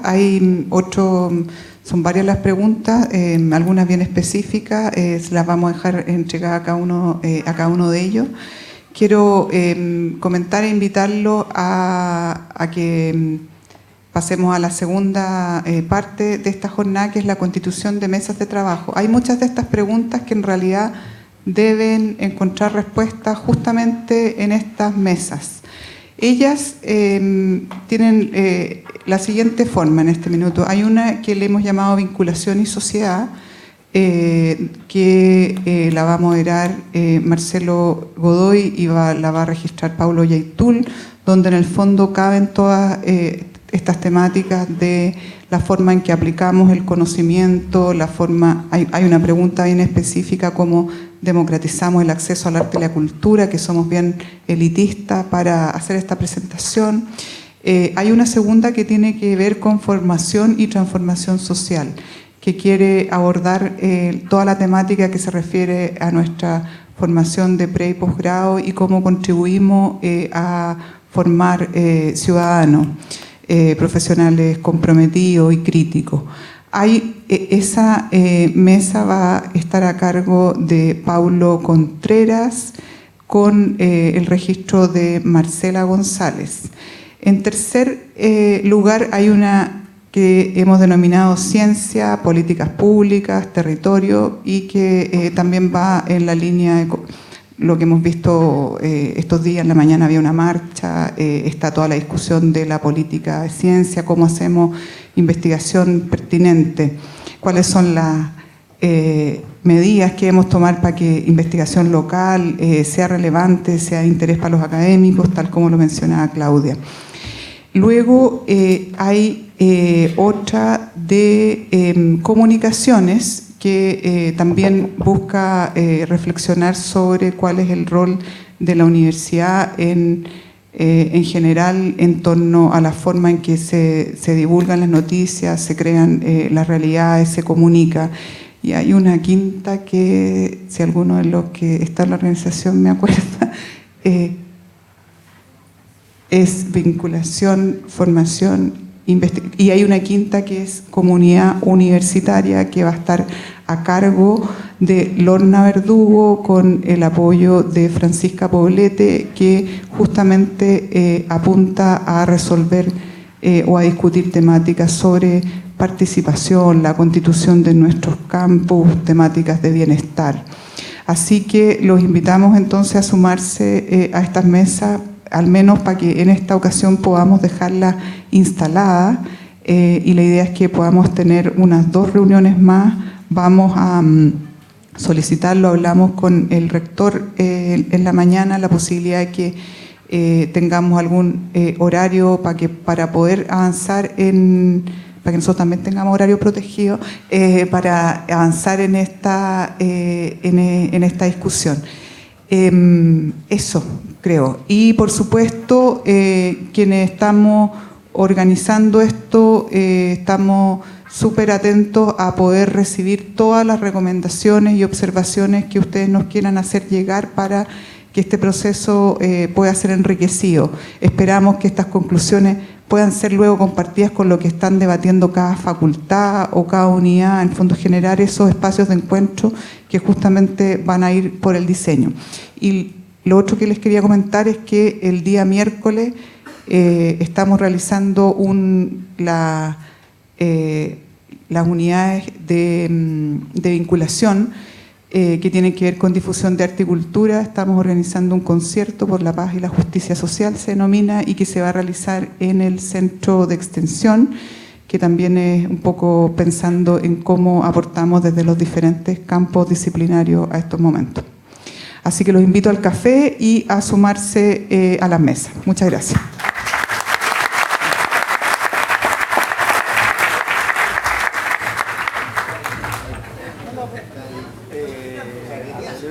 Sí, pero no pasa nada. Porque tuvimos que suspender.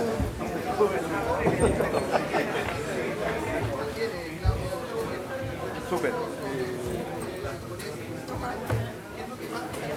Vamos a tomar un café.